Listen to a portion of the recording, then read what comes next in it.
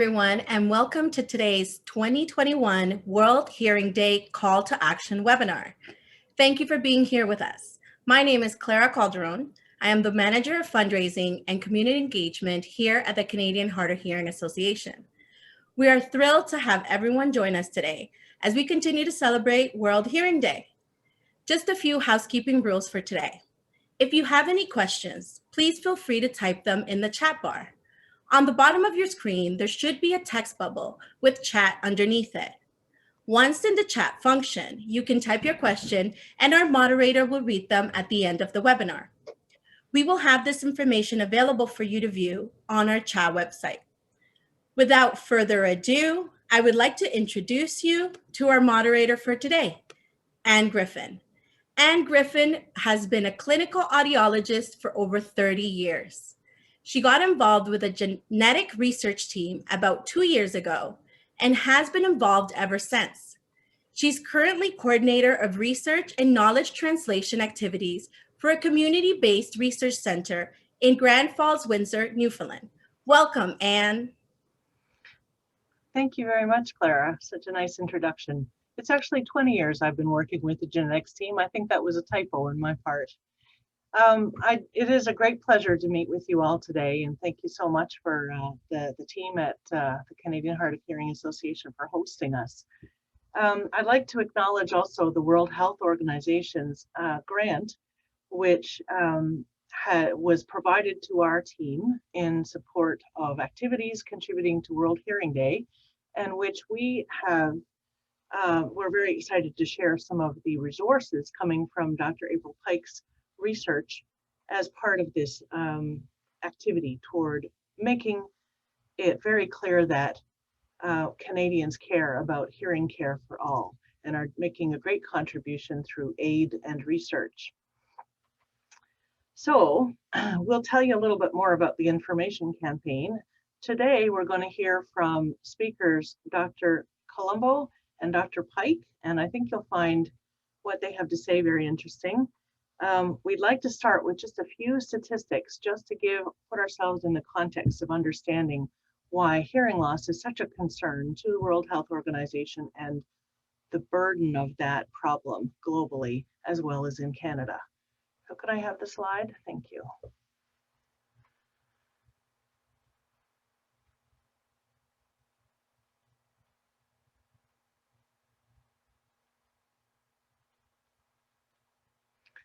This is our agenda for today. An interview with Dr. Columbo, who has traveled widely in Africa and is now working with us in Canada and going on to great things. We have Dr. April Pike in hearing research. We will cover as much of the real content and then take some time for questions at the very end. Definitely invite you to submit questions at any time, but we will try to answer them at the end. Next slide, please. So here's just a very few statistics to put everything in context. It's a massive problem. 1.5 billion people worldwide live with some degree of hearing loss.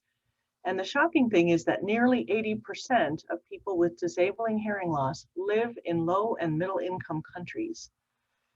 The World Health Organization has released just on Wednesday the World Report on Hearing, and I definitely encourage you to look for more information in, if not the full report, the executive summary.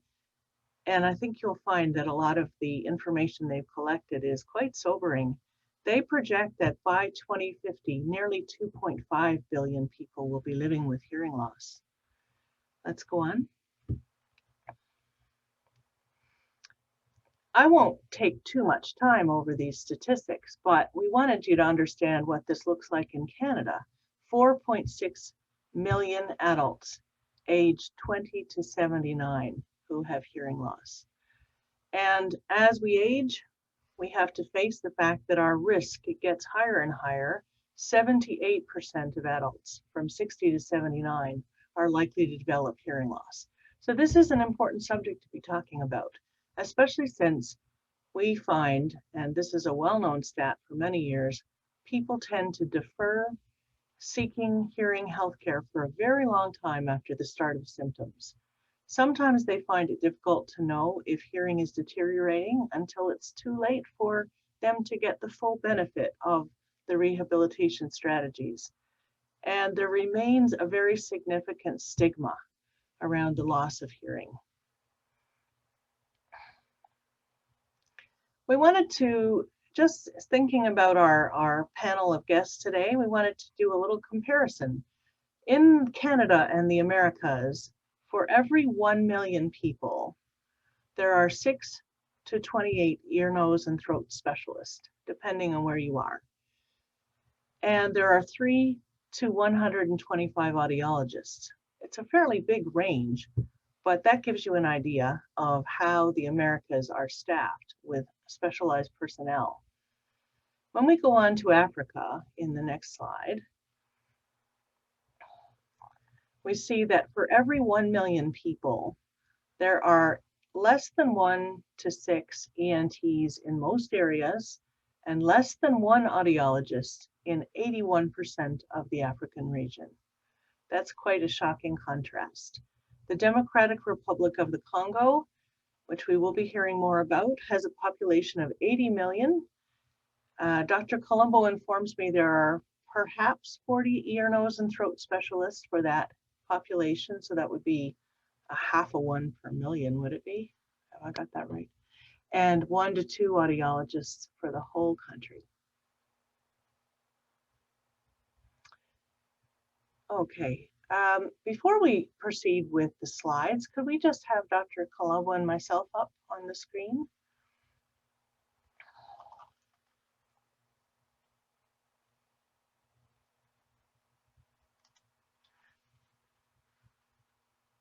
We'll look at the slides in a minute. Dr. Columbo is here on the right with Nurse Brenda. And on the left, we see a team, family members, and professional colleagues that have assembled to do some work in Congo. The person in the middle on the left picture is an ear, nose, and throat specialist who is the daughter of a mentor of Dr. Columbo's.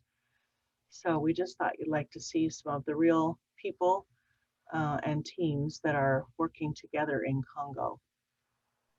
We're going to do the interview and maybe look at the slides after.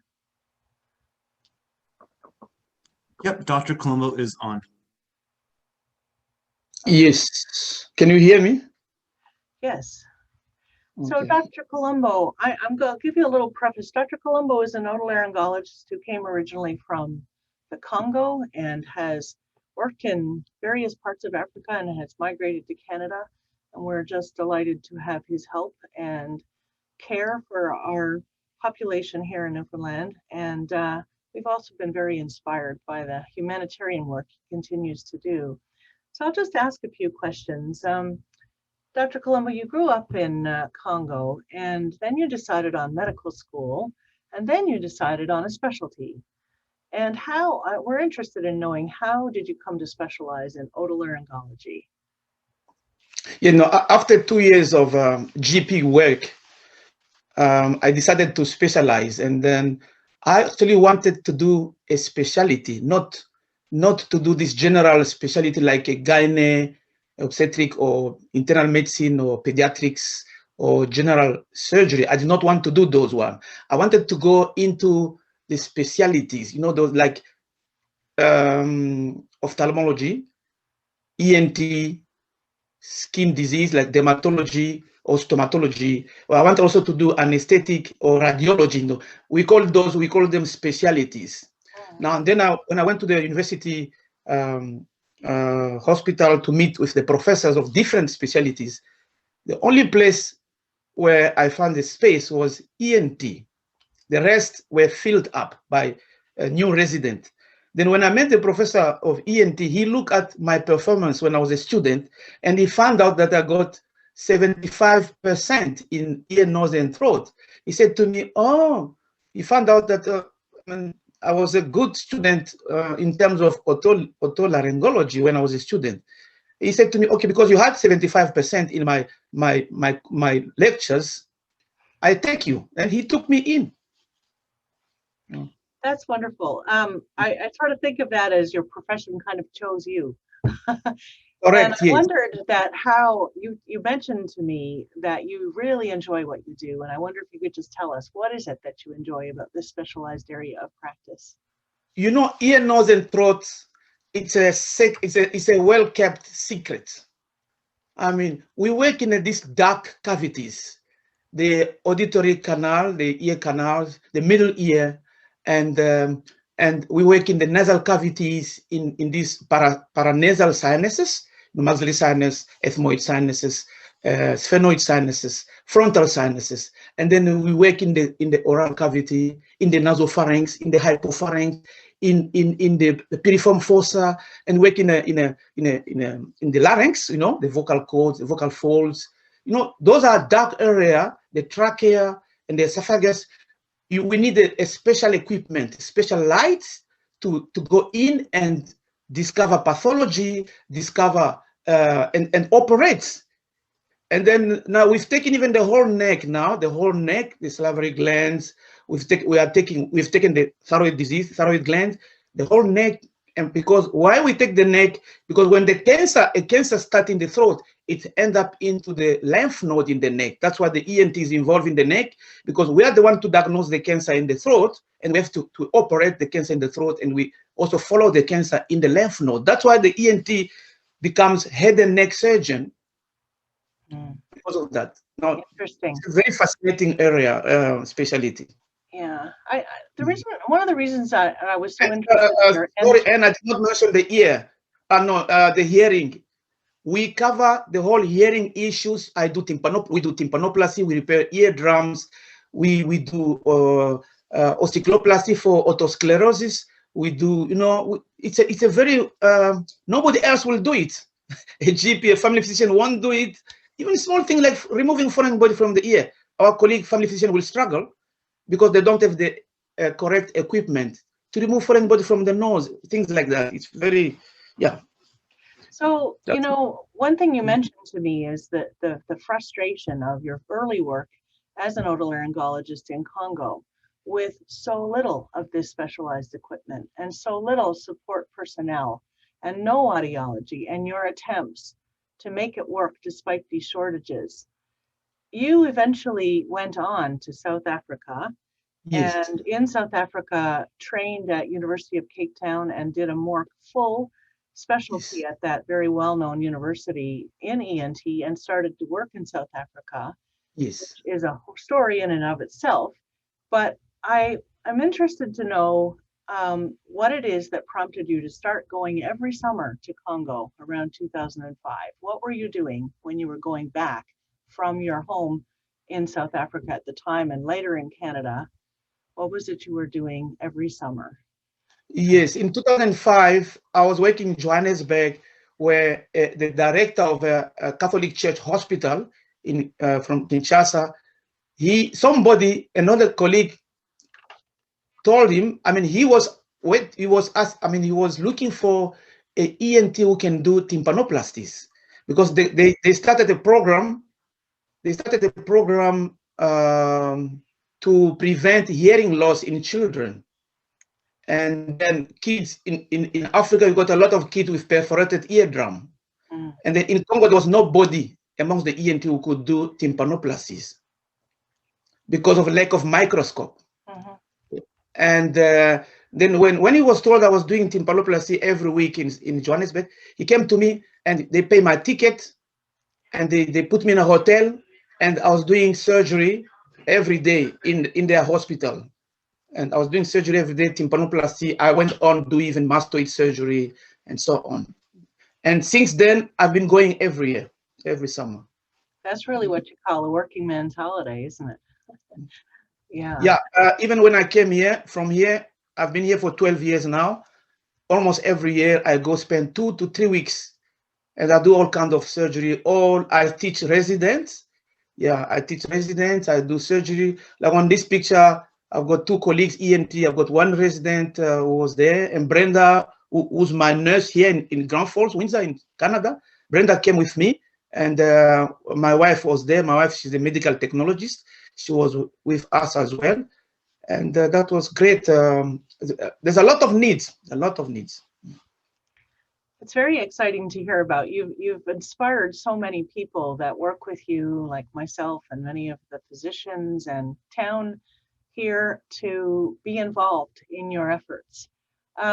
We feel good to be able to know that we can donate equipment and clothing and supplies and funding to somewhere that we know is really doing a good job at trying to meet the needs of hearing health. I wondered if you could tell us a bit about what the recent evolution is. What are you trying to do more than just simply surgery in your efforts for Congo these days? Yes, we actually expanded our help, not beyond medical. We are helping school children. We are paying school fees, and that actually pushed me to start a foundation. I started foundation under my name, my African name called Mulami. The foundation started a year ago. Mulami Helping Hand Foundation. This foundation is registered by the government of Canada and officially registered. We've got a tax number, we've got a banking check account, and I'm one of the director, and some member of my family, they are also director in the foundation. The foundation will allow me to be more, to raise funds, even to be more, because in the past, every time I was going, people were giving some donation. They were asking me, where may we write the check to? And they had to write the check to my own name. I did not like it. Now it's easier. They can write the check to Mulami Helping Hand Foundation. Yeah. I think in some ways it's been a bit of a surprise. You mentioned one story about an individual that came forward and committed funding to put a nurse through school for 4 years. Correct. Yeah, he's a doctor, he's a local doctor. Inspiring. And Yes. You know, I can testify that it isn't that you've been going asking for funding. We certainly have helped you with equipment and supplies, but Correct. you know, it's been a spontaneous kind of surge of help and care and interest in what you're doing. And there are more than just Brenda that have gone with you to provide supplies. I know that you are also trying to provide some training or arrange the possibility of sending some of your Kinshasian citizens to train as audiology technicians and to learn how to do that to support the clinic. And I also know that you've gone looking for donations of hearing aids and things like that. So, you know, if there's a particular need, we'd be interested in knowing, you know, what you see the development coming up to hold for you and the clinic. Yeah, as I said, there's no audiology school in the Congo, and in most African countries, sub-Saharan African, there's no audiology school. And the ENT, we used to train nurses to do a basic pure tone audiometry testing. We train nurses. And in 2019, when I went with Brenda and Patsy, she's from our church. She came with us as well. I took three donated audiometer and one tympanometer. The tympanometer was mine that I was using in my office. I took it to Africa, I left it there. Actually, took 3 weeks to train 2 nurses to do the basic audiometry, pure tone test, and to do tympanometry. I was teaching for 3 weeks. It wasn't enough. I have to continue maybe next year. Yeah. Well, I think the lesson for us all is that there's many ways that we can contribute, and this is sometimes just so important to be aware of some of the places where people are doing a really concentrated effort to improve hearing care for all. And I think it really makes us take a step backwards and think a bit about our Canadian situation and appreciate what we have and strive the harder for supporting our own country to also supply hearing care for all. Thank you very much for taking time to talk with us today. If anyone is interested in contacting Dr. Columbo, you can certainly do that by looking up the Mulami Helping Hands Foundation and contacting through the Facebook. So thank you so much for joining us today. Yeah, thank you. I'd like to go on now and introduce our second feature speaker, Dr. April Pike. And I also want to take a moment just before I do that to introduce her guests, Leon Mills and Myrtle Barrett, who won't be with us except in her own voice, which we have provided her own quotation. Leon Mills is the Executive Director of the Canadian Hard of Hearing Association Newfoundland chapter. He originally trained in education, and he served as president of the Hard of Hearing Association Newfoundland chapter, and also as past president of the Association of this executive. Oh, Leon, what is it? I'm sorry. I'm not looking at my bio slide, and I should be. Leon is, in his capacity as executive director, is influential, certainly contributed a huge amount to building up that association within our province and being a really strong advocacy presence.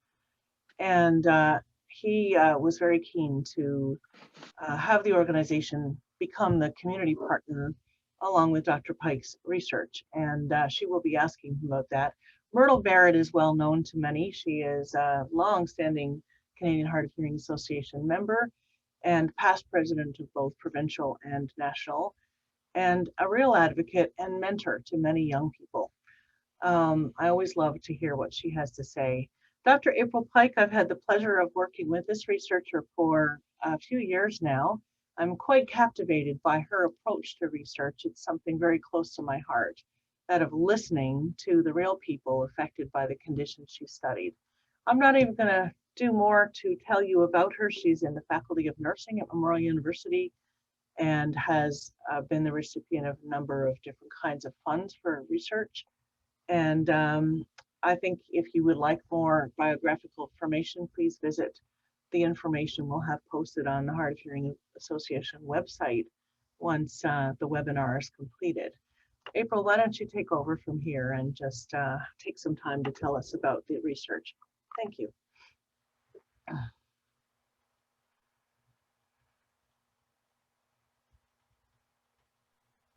Now I'm unmuted. Thank you very much, Anne, and thank you everybody for coming here today to listen to this talk. As Anne alluded to, my research is really grassroots, and I enjoy listening to people's experiences about some of the challenges that they have had. And today I'm here to talk to you about the research that I've done in the province of Newfoundland and Labrador, and really capture the voices of people who are actually living with hearing issues in the province. Next slide, please. So the overall goal of the project that I was leading was to gather evidence to develop strategies to increase awareness of and accessibility to community healthcare services or support for seniors living with hearing loss within the province of Newfoundland and of course Labrador. Next slide. So Newfoundland is the most easterly province in Canada, and we have 526,000 people. That may not seem like a lot, but the thing with Newfoundland is like it's huge. It takes about 8 hours to drive across it. So just knowing the geographical challenges and access to resources, you can sort of get a little bit of a glimpse into when I'm talking about challenges with healthcare resources, why it would be significant for this population. Next slide, please. So I'm not going to get into the methodological or what I would say is the research approach. I just put it there because some people may be interested in how I conducted the research using a grounded theory approach. But one of the important things to know is that this is a research project that actually had full ethics approval for the Human Ethics and Research Board. So I guess what I'm saying is up on the front, right? So I did interviews with individuals and I did focus groups, which means I brought people together, people living with hearing loss together with each other and with their spouses. And I did what we call a thematic analysis. And I'll talk a little bit more about this as I go through.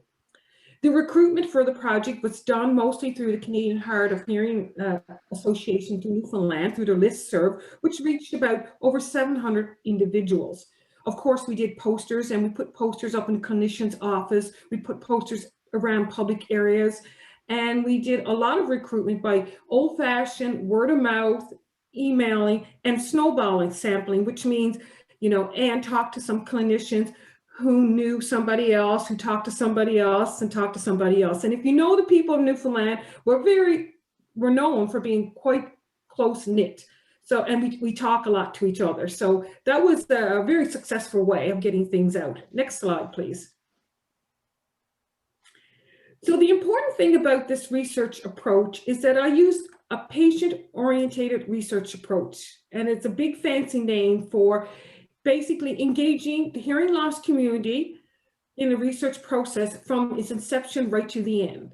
So I recruited people actually living with hearing loss and other key stakeholders. For example, the Canadian Hard of Hearing Association Newfoundland, and we'll get to talk to Leon in a minute.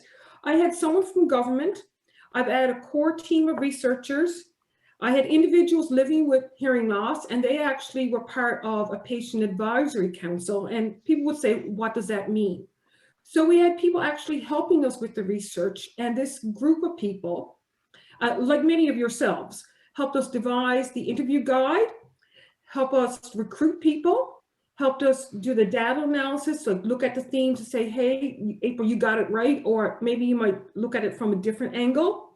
Help us develop some of the knowledge translation activities that we partaked in. A classic example is we had, everyday people who were living with hearing loss be a part of a publication in a scholarly journal. And the knowledge translation activities that we will present, and we're hoping that you will help us promote today, were actually developed in tandem with people like yourself living with hearing loss. So I would like to invite, I think we have Leon here, Leon Mills, that we introduced, Executive Director of CHA. And if we could bring Leon up, please. Are you there, Leon? Yes. Hi, Dr. Pike. How are you? I'm good. How are you doing? Good, thank you. So I just want to ask you if you could share with the group, from an organizational perspective, what did you see as the significance of being involved in research projects? Because, this is quite substantial to have a organization merge with researchers, merge with clinicians, and merge with just, grassroots people doing a project such as this. Yeah. Well, it was really interesting when this opportunity came along, when you approached us about it, because it hadn't actually been that long before that my president was lamenting the fact that there was very little validated research available about, the psychosocial aspects of, hearing loss on people, especially seniors, and particularly in Newfoundland. And we didn't really have the resources or expertise to try to pursue that in any tangible way. And so we were really pleased when you were, came to the forefront and was talking about doing this research. So we thought it was particularly timely, and we felt the results would be actually really helpful to our association in guiding our work, and planning our work for the future in terms of creating more awareness and better accessibility and all these kinds of things. And so we were really, really pleased to be to have the opportunity to participate in this this research with you, and it was really an eye-opener in many ways for us. And if I could ask you, Leon, if there was one lesson learned or takeaway message from, engaging, stepping a bit, I would say, outside your comfort zone, engaging in research, what would you say? Well, I think the couple of big ones were really the need for people to, people don't know what they don't know kind of thing, but not really fully understanding the impact of what hearing loss was doing to their lives, socially, and the impact on their families. Their wider families, and the lack of understanding by the families of what the person with hearing loss was actually going through. So even though they lived together, and so that was a really interesting dynamic and a finding and a need, really highlighted the need that, there's a lot more work needs to go in this area in terms of educating people about hearing loss and getting help earlier. And that was the other big thing about how long it took them from being identified with hearing loss or suspecting that hearing loss and then actually doing something about it. So, it's unfortunate that people have waited so many years to try to get help. And of course, the feedback, as you know, once people got help, they were so amazed at the difference that it made to their lives in so many different ways. And so they had all those lost years basically. So that was a couple of key things for us that were particularly important. Good. And from a research perspective, I felt that it was really important to have members from the organization and the general public to keep me in check, because I can do the research, but it's really important that I actually capture the real life experience so that we can develop strategies that are realistic, that are doable, and reflective of this population. So thank you very much for participating in this research. Yeah, very, very welcome, and thank you for doing the research, like I said, and we'll certainly continue to support your further research efforts going forward. And like I said, we're really pleased to be part of this, and congratulations to you on your work. Thank you. So everybody, we have that on tape. He's going to continue to support me, okay? Next slide, please.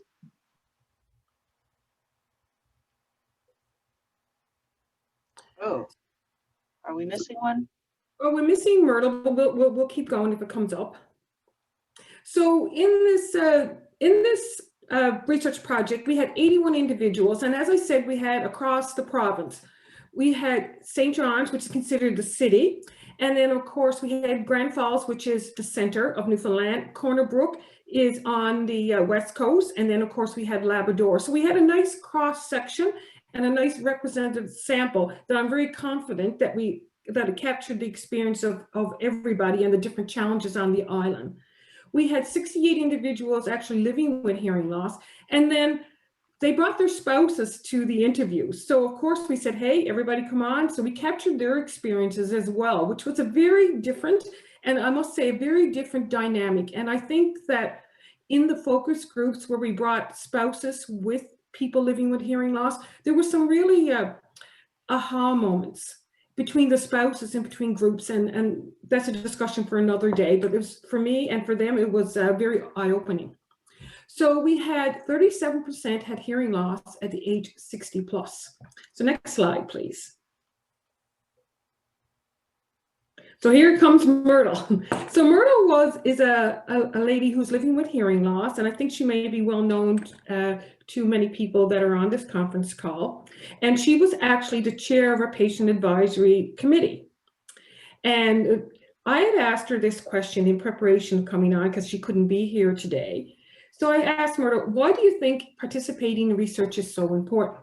And she said, my life as a person with hearing loss started at a time when the only option was hearing aids, and not much more information was given about my hearing. As I became more knowledgeable advocate, I realized people need to know more.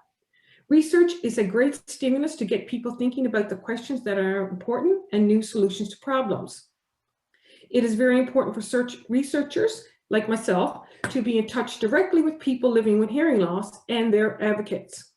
Also, if CHA want to be taken seriously as an advocacy group, it is important to be well informed about what's going on in the research world. CHA has an important role to provide information and education about research so people can be better informed when making their own decisions, exactly like we're doing here today.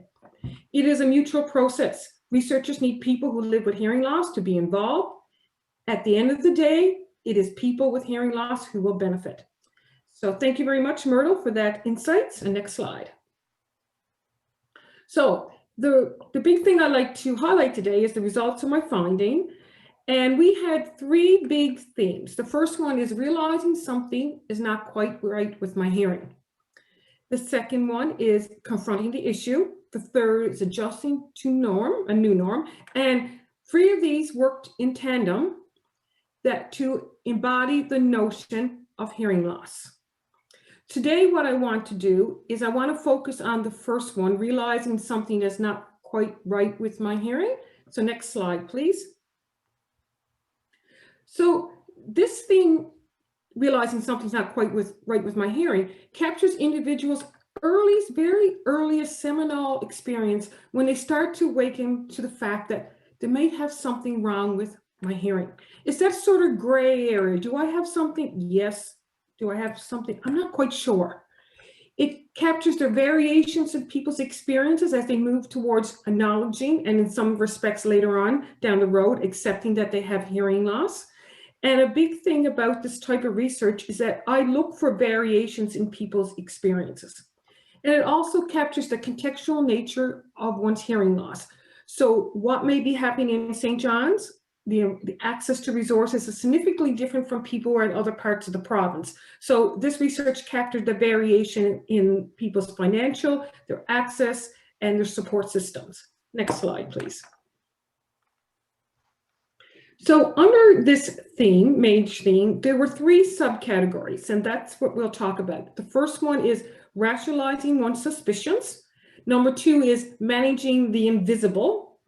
And I'm sure the word invisible is no big news to people in the hearing loss community. And then we'll talk about, as people start to reach a turning point and make a decision and start to contemplate that, you know, maybe I should do something about checking out my hearing. Next slide, please.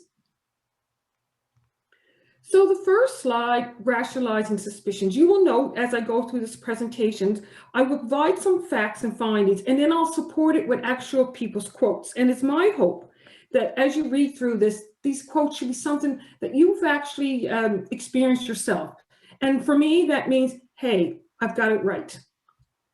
So the first one, many had a sense that their hearing was not optimal. But this did not necessarily equate with accessing service to help managing it. So this speaks to a little bit of delay that Anne talked about initially.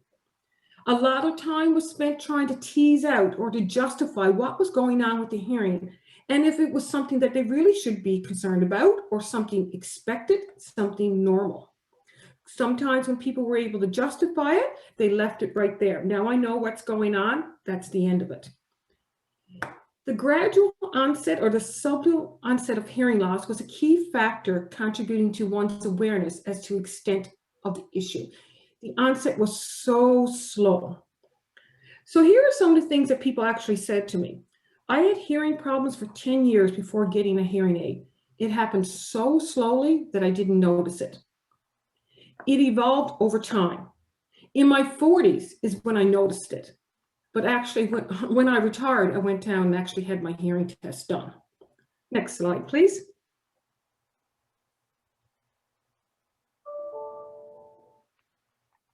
One second. So some people ignored suspicions about their level of hearing until it declined to a level that impeded their activities of daily living. I had hearing loss very likely when I was a kid, I was growing up. It wasn't really noticeable until I went to work. And later on, I'll talk about some significant critical events or actually like cues to action that really cause people to make the turn and get help. Some people were of the mindset that it was a normal part of the aging process, and it was actually something that you would expect. So there was no need to get any help for it. It did not require attention. I knew I was probably deaf, but I did not give much heed to it. And that's a Newfoundland term. I didn't worry about it. I was thought that it was something normal as you age. So it was something that was expected. Other people searched for underlying cause. They thought, is it genetic? Is it something that happened because I was at work? Many of the participants worked in plants like the mills where there were high levels of noise. People talked about infections, ear infections specifically, and having childhood diseases that may have contributed to their hearing issues. So below is a typical example of someone juxtaposing that, is it genetic or is it because of my work life? Dad worked in the mill. Mom did not. She had deafness. Is mine due to genetics or is it from working in a noisy environment? Next slide, please. So can you go back one? We skipped that one. That is. Thank you. So being able to justify or rationalize suspicions about one's hearing loss did not always equate or translate into immediate action, even if people are saying something's not right with your hearing. So this may be some of the reason why there's a little bit of gap, and I'll talk a little bit about that as we go on. So here's an example, and I'm sure that you've heard similar accounts of stories like this before. Wife would be saying, "You're deaf." I reply, "I'm not deaf. You only think that I'm deaf. And then, of course, there were messages from other people. My girls were always saying, Mom, you need a hearing aid. But still, for many, this did not translate that you need to get something done about their hearing. Next slide, please. So the last one that we're going to talk about is managing the invisible. Hearing loss for many participants seemed to be something that was not seen, like your eyes or vision.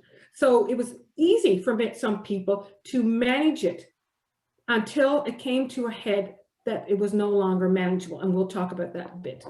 So being able to manage one hearing loss for many meant concealing it so that it appeared to be invisible. And many people, I have to be honest, were really, really, really good at concealing it. It was like an art form. The perception that hearing loss is invisible helped people to try and manage it as if nothing was wrong. And they, as I said, were quite successful. Over time, many came to realization that the hearing loss maybe wasn't not as invisible as they thought, despite efforts to conceal it. Other people were noticing it. So this is a lovely quote that I think really captures the invisibility of it. It's not specifically something anybody can see. It isn't something that anybody can notice, really. So I think myself, a lot of times, most people don't think it's real. So this is one of the myths. So next slide, please. The motivation to disguise suspicions of having hearing loss appear to be influenced by stigma. Stigma that is something that happens as you get older, and a stigma that you're incompetent if you're having trouble with your hearing. I love this quote. I was only 52 when I started to realize that I was having trouble hearing. I thought that it was awfully young, and it was a long while before I even accepted that I had hearing loss. For some, the stigma was enough to forgo getting help and grounds to deny that they didn't have any problems with the hearing at all. I was more or less probably in denial that there was anything wrong with my hearing. I was in denial for quite a while. Next slide, please. So efforts to maintain that sense or the presence of incivility require constant vigilance and diverse coping strategies. And it was exhausting. Many people told me stories of being exhausted trying to keep up that fallacy that they could hear appropriately. And one woman actually told me, when she went home from work, taking out her hearing aids was like taking off her bra. So that's how relieved she was. And it was hard to really keep up that image. So many of the coping mechanisms that people use were lip reading. They would position themselves in front of an individual, and they would actually manipulate the physical environment. For example, they would come into a meeting early to make sure that they had the proper space to optimize their hearing. Some people, unfortunately, elected to disengage in social encounters. They would rather, when people talk to me, they would rather stay home than be embarrassed or left out of a conversation, which really didn't make them feel very good or feel very confident. They shifted blame. People would say, it's not that I can't hear you, it's that you're not talking loud enough, or you have the TV up too high. And of course, people constantly asked others to repeat themselves. And as I said, these coping strategies were very exhausting. And here's a really lovely quote to actually support that. So as you see, when I go through this type of research, I create things and then I have the evidence to support it. So you're young and you try to hide it in a sense and carry on and do your work without having any problems. But I found that tremendously stressful because you get into a meeting and you can't hear properly. And after a while, you try to concentrate so much on hearing. It's really tiring too. Next slide. So finally, people came to that turning point or that head that started to get them start contemplating that maybe I should do something about my hearing and get some help. So acknowledging that you had hearing loss was the very first step. And this was often precipitated by an interaction, and quite often a negative one, that had special meaning. People talked a lot about church services and not being able to hear particularly during funerals or weddings, social events, card games, bingo are big in Newfoundland, and not being able to participate, there were big things. And people often decided to stay home. Family gatherings and work-related activities. If you were at work and there was a near miss because there was some issue with hearing the proper instructions, that was really detrimental and struck home with people. And it really made them start to rethink and reflect on their level of hearing. I used to have problems in church listening to find out what they were saying. People were talking to me and I was not paying attention. Or I'm saying yes for no and no for yes. And I remember this was a young gentleman who was at work. And when he realized that decisions were being made on his responses, he was actually astonished. I started really finding trouble at work with the phone. And if there was a lot of people in the office. Next slide, please. So reaching a turning point was really happened once individuals started to recognize or acknowledge the gravity of the impact of the hearing loss that had on others and their interaction with others. And particularly around the family. And this was a comment that one person had said that a daughter said, and people may think that this the daughter didn't mean it, but the way that it was described in this situation, it was concerning for the participant. And his daughter said, "Dad, if you don't get your hearing checked, I won't be talking to you anymore." In many respects, the fallacy that the hearing loss was no longer invisible became shattered. Hence, it was time to take action. People started to take notice. I just decided one day it was time to do something about it, and that was it. I did. Next slide. So, in conclusion, some of the key messages that I want to leave you with today is the delay in seeking help for your hearing health is a key problem that warrants attention. So I'm hoping you will go out and raise awareness and talk to people about the importance of taking care of their hearing health. We need to engage populations in their hearing health early. Public awareness initiatives that reframe hearing health as a proactive approach and a critical component of health and well-being are needed. The stigma related to hearing is real, and we need to start to dispel the myths about hearing. We need to advocate for hearing health as part of universal screening programs, and healthcare providers have an important role in identifying those at risk for hearing loss early and motivating them to seek help. So as a healthcare provider, we need to listen. Individuals have unique experience with their hearing health. Not everybody's trajectory towards getting help is the same. So again, we need to sit back, we need to listen, and we need to develop tailored care plans for people's hearing health. And a patient-oriented research approach, like I've just done, is critical to understand the unique needs of populations and to keep researchers like myself in check. I have to be honest. Leanne and Myrtle and Anne kept me right on track. So next slide. So what you see right here are actually some of the knowledge translation strategies that we're hoping that you will help us promote today. On the left is an infogram called Listen Here, and the data, the information there is all about being proactively and getting checked for your hearing health early. And this was developed in collaboration with all the research team, including the Patient Advisory Committee and Child Newfoundland. And the other big one we have is Listen Here, which is an online resource. I have the link down below. It's on the Child NO website. And it actually is a resource that is giving the same message to be proactive about your hearing health early, but it targets each individual age group. It actually targets younger adults and older adults. Next slide, please. So I'd just like to thank the Patient Advisory Team Committee. We have Myrtle Bartlett, who was the chair, Marie Parsons, Leanna Rowe, and Mike Fleming. Next slide. And of course, the research team, myself, Dr. Terry Lynn Young, Dr. Sheila Moody, Dr. Karen Parsons, and Anne Griffin, Leon, Henry Colley, who's from government, and our research coordinator, Joanne Smith Young. Next slide, please.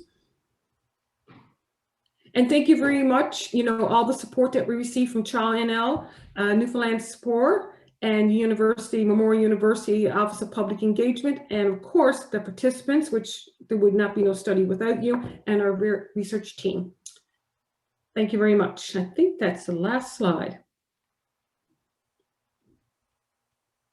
So this is beautiful Newfoundland. So I thought it would be appropriately to end it off with that. So I just pass it back to Anne. Thank you, April. Thanks for a very interesting description of the process of the research, the importance of the patient-oriented approach. I have some thanks as well to communicate. If we could go to the next slide. I'd like to extend acknowledgement and many thanks to the World Health Organization and the organizers for the World Hearing Day. It's been a tremendous effort to spread that call for action worldwide this year and to really focus on the theme in keeping with the new release of the World Report on Hearing. I'm sure we're going to be looking at that report for some time to come to just digest the implications for ourselves and for Canadians and for healthcare providers and the population. I also want to extend a great thank you to the speakers who have admirably risen to the occasion and helped to organize this with not terribly much length of time to prepare. Our marvelous partnership with Hard of Hearing Association, we're so grateful for that, from the Newfoundland chapter, and then also a splendid host team. I'm just so impressed by the way Gordana and Clara and Adam and all the folks, Carla are at CHA, are working together and enabling us to really roll with the current times and deliver education and interesting sessions like this online. I'd like to also thank very much the team of research and clinical colleagues that we have here in Newfoundland, and very important as well, our awesome student team at the Genomic-Based Research and Development Center for Health. If you go to the next slide, I want to show you two of the students who were tremendously helpful in putting together our information materials and helping to disseminate them. So thank you so much, Jillian and Rand, both students at Memorial University or graduate, and you know, on their path to their own interesting careers. So thank you again. There's a couple of take-home messages on the last slide before we have some questions that I thought I'd like to share with you. I think if we were to go away and say, what is the value of paying attention to the global scenario, the Canadian, it's about thinking what hearing means to us. Hearing health is important to our health and well-being. So let's just take the message away that we should value and protect what we have and appreciate what we have, because it is really not to be taken for granted. We also want you to recall that Canadians can contribute in many ways to the global goal of hearing care for all. Sometimes these goals seem so far above us that we don't know what we could be doing. But in many small and big ways, we can all be involved and join with the sort of citizens of the world to make that kind of ambitious goal a real possibility. We also would very much appreciate your help to send the Listen Here messages across Canada. What we're attempting is quite a different approach. We have typically been reactionary to hearing loss, and we don't really address it till it becomes, as April has pointed out, a really pressing problem that's affecting others. But what we wanted to do in light of the research findings was to really stress that we need to be thinking about this in a different way. We need to be thinking that hearing health is very much a part of your health. And just as we get our eyes checked and we go for checkups and we try to eat well, we should really be thinking about what we do to protect and preserve and look after our hearing, even when it is starting to deteriorate, especially when there's lots of implications for us if we don't, but we want to be positive here and just encourage people to be proactive. So if you'd like to be part of that, we will be sending you, as a sort of follow-up email, we'll be sending you the Listen Here resources, and we would love if you would share it with people. We're especially trying to target people that haven't yet thought of setting foot inside a healthcare provider's office about their hearing. So it's very important that this go out to as many people as we can reach at every strata of Canadian society, the policymakers, the influencers, the hearing health, and the regular people, your friends and family, that may benefit from hearing this message. So thanks so much. We'll be carrying on this information dissemination over the next couple of weeks and then reporting to the World Health Organization how many people we estimate that we may have reached. In these days with social media, that number gets so big that you really don't know, but we'll make a stab at it. So thanks so much again for all of you for attending. That's my final acknowledgement and thanks that you were interested and signed up for this, and spread the word. The webinar will be available on the CHA website for viewing after the fact if people would like to revisit or to see it. We are actually at just past the time of our hour, but if everyone is all right, we could take a few questions. So if there are questions, please do feel free. Oh, I'm actually a little ahead of my time. There is a little bit of extra time left.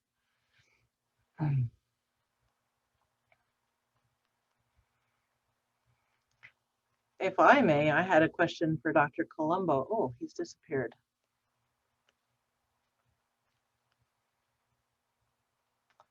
Wow.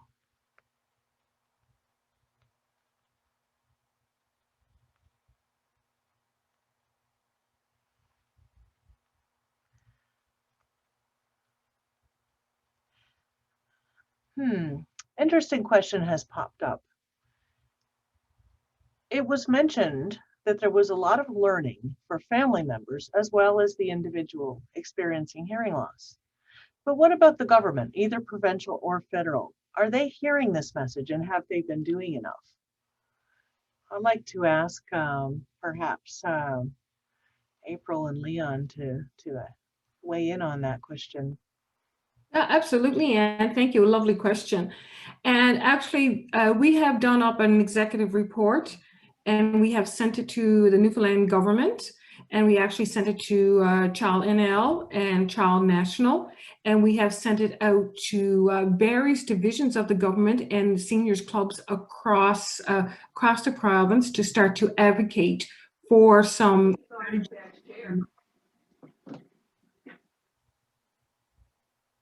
Leanna, did you know if you were there?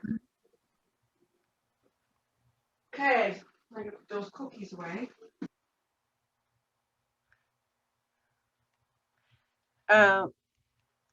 Leon, did you have any thoughts about whether the government, provincial or federal, are doing enough about hearing loss? Oh, thank you. Sorry, there was some noise in the background. No, unfortunately they aren't. I have to say, our association has made many efforts over the years to try to get more funding from government to do things. We've written formal position papers that are available on our website about different aspects of different issues related to hearing loss, and had meetings with various government ministers over the years, in particular the last couple of years, various departments, and discussed the position papers and other issues related to hearing loss to try to get them to do more to help people with hearing loss. But unfortunately, to date, I have to say that the response has been pretty minimal, if at all, not very much that you can really point to and say that they've done. So yeah, so it's a real challenge. I'm not sure what the solution is, but these are difficult times for our province financially, so that might be playing into it. But I think part of the reason is just that, like what the research is showing, the hearing loss is like been an invisible disability, and so hasn't really gotten the attention that it deserves, that maybe some more visible disabilities have. I think it is interesting. One of the reasons that we had developed the information cam we have is that I think the only real answer to whether enough is being done is if we have a very strong voice from the population. If people really speak up and say, okay, I may have delayed going for help, but now that I do, I find there's a 2-year waiting list, or whatever it might be. There isn't enough. I know one huge concern, Dr. Columbo and I spoke about this yesterday. He is constantly hearing from patients about the very high cost of hearing aids, which deters people from going for service for just information, because they really feel, why go there when I know I can't afford the technology that I may need? So I think what we really have to do is be, part of the action to spread the word ourselves. And if we have a loud enough voice, it is much more possible to be influential. But that's the tricky part, getting the word out. Any more questions before we wrap up today?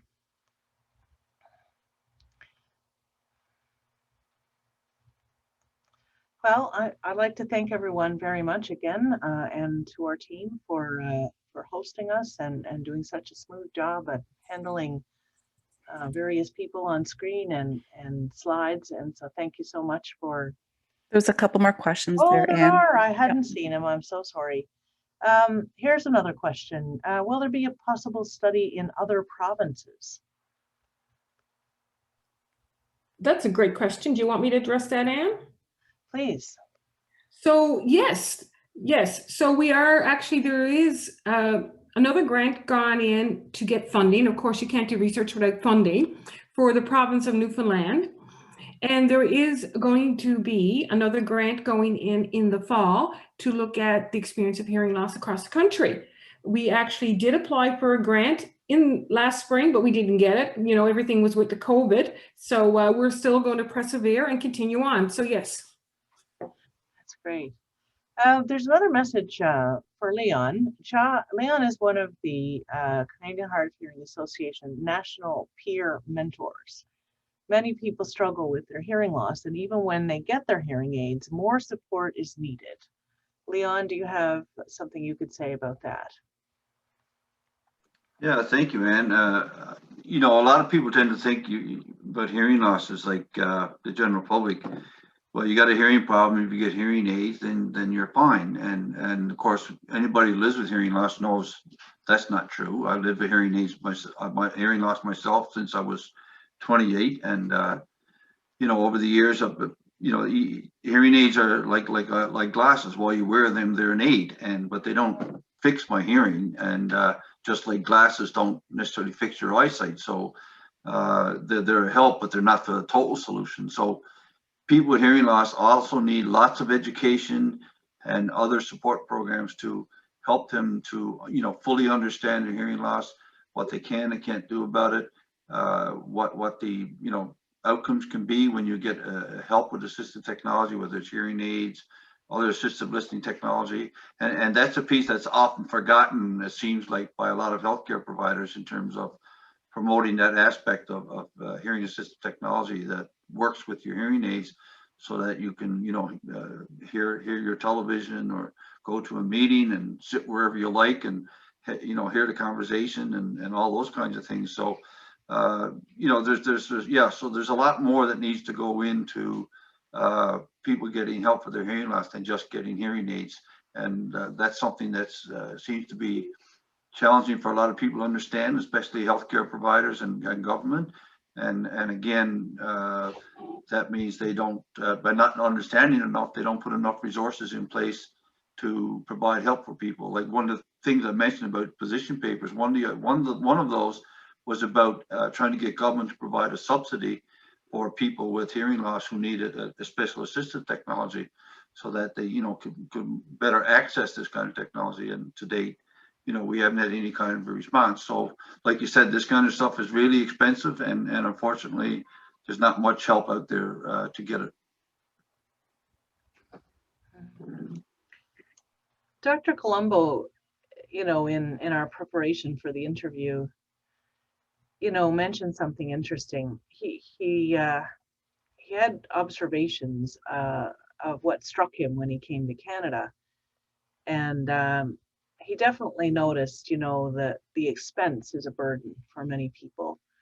He also mentioned that stigma, that people are very reluctant to kind of consider hearing aids at an age they think they should not have it. It feels like a road they don't want to go down. So, and he had, also noticed some other things, like the fact that we've gone so sophisticated with digital hearing aids, which are superior in many ways, means that we no longer make analog hearing aids, and that's a problem if you don't have a computer to adjust them. And so for him, the analogs are the desirable type of hearing aid that would be much better for use in Africa and possibly for quite a number of Canadians. There's trends changing now where over-the-counter may offer some less expensive solutions, but we have that problem that we don't necessarily have enough supporting personnel to help the fact of living with this condition. And I totally agree with you that more needs to be done. We don't have enough opportunities for group learning either. And I've been involved with a little project that was trying to work out whether offering workshops in a way that suits our population and our geography could possibly be beneficial, because it is great to have peer support, as you know very well in the Hard of Hearing Association. It's sometimes vital. So thank you very much for your insight on that. Have we got any more questions? Well, I've taken you past the hour, and we do really thank you for your interest. And we'll call it a close today, I think. Thanks again.